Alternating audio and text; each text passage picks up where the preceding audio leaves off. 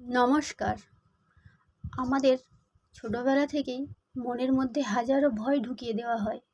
পড়াশুনোর ভয়, ব্যর্থতার ভয়, সামাজিক ভয়।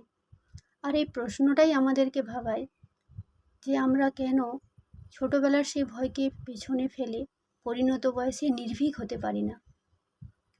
ছোটবেলায় যে ভয়গুলো ঢুকিয়ে দেওয়া হয় সেগুলি মূলত সামাজিক বা পারিবারিক কিছু শর্তের কারণে। আর তখন আমরা অসহায় থাকি, তাই সেগুলো মেনে নিতে বাধ্য হই। কিন্তু যখন আমরা বড় হই তখন আমরা কেন সেই অতীতকে আঁকড়ে ধরে থাকি? সেই অতীতকে আঁকড়ে ধরে রাখার কোনো মানেই হয় না। আমাদের সবারই উচিত সেই অতীতকে দূরে সরিয়ে, অন্ধবিশ্বাসকে দূরে সরিয়ে সাহসের পথে পা বাড়ানো। বাচ্চাদের মনের মধ্যে যে ভয়গুলো ঢুকিয়ে দেওয়া হয় সেগুলোর মূল কারণ হলো তারা তখন ছোট থাকে। তাদের তখন বিচার বুদ্ধি থাকে না, নিজস্ব বিচার বুদ্ধি থাকে না। তারা তখন বড়দের উপর নির্ভরশীল হয়, তাই তাদের মনের মধ্যেই ভয়গুলো ঢুকিয়ে দেওয়া হয়। কিন্তু যখন আমরা বড় হই তখন সেই ভয়গুলোকে কেন আঁকড়ে ধরে রাখি?